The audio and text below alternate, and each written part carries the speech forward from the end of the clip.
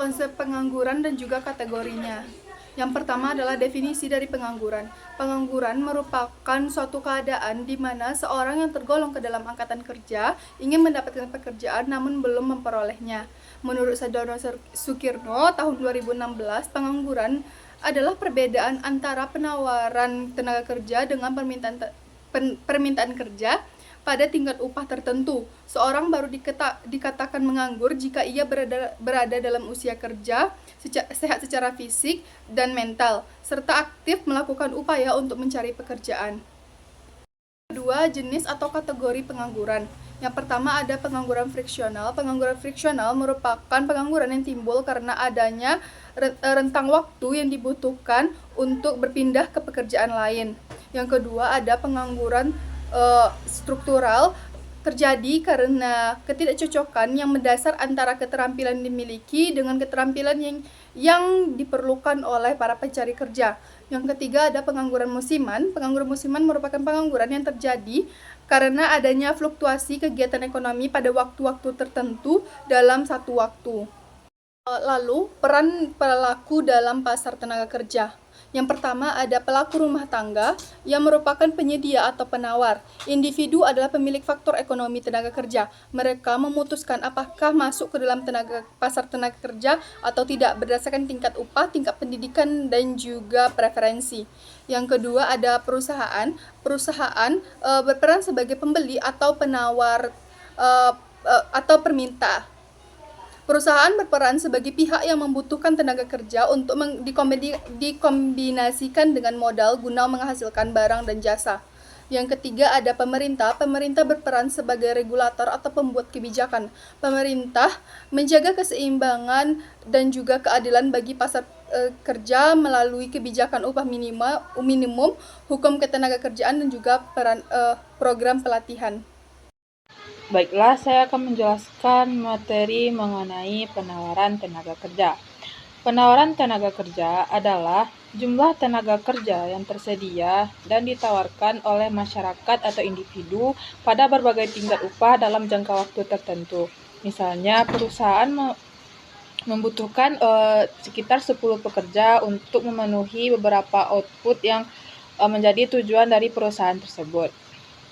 Nah, tenaga kerja ini ada bursanya atau bisa disebut dengan pasar tenaga kerja.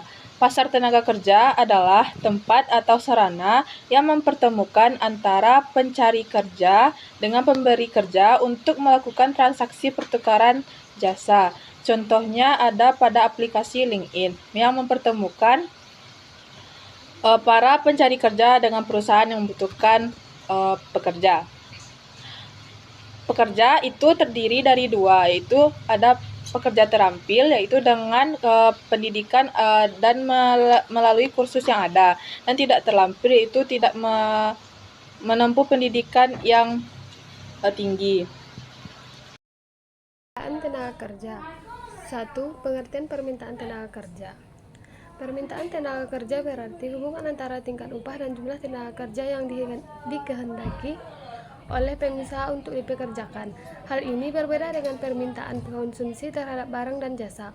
Orang yang memberi barang dan jasa karena barang itu memberikan nikmat atau utility kepada si pembeli, sementara pengusaha mempekerjakan seseorang karena untuk membantu untuk memproduksi barang atau jasa untuk dijual kepada konsumen.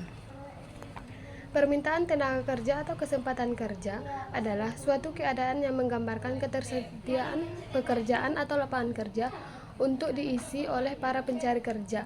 Dengan kata lain, kesempatan kerja adalah jumlah lapangan kerja yang tersedia bagi masyarakat, baik yang telah diisi maupun jumlah lapangan kerja yang masih kosong. Dua faktor yang mempengaruhi permintaan tenaga kerja. Berkaitan dengan faktor-faktor yang mempengaruhi permintaan tenaga kerja, mengemukakan 4 faktor, yaitu 1.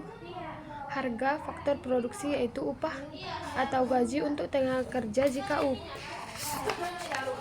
Jika upah tenaga kerja makin murah harganya. 2. Permintaan terhadap output, makin besar skala produksi, makin besar permintaan terhadap tenaga kerja. Apabila diaplikasikan pada sektor industri, berarti bahwa dengan semakin banyak hasil produksi barang suatu sektor industri, maka permintaan terhadap tenaga kerja semakin benar.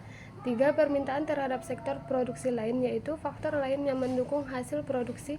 Sebagai contoh, jika permintaan terdapat faktor produksi substitusi atau mesin meningkat, maka permintaan terhadap tenaga kerja menurun. 4. Kemajuan teknologi.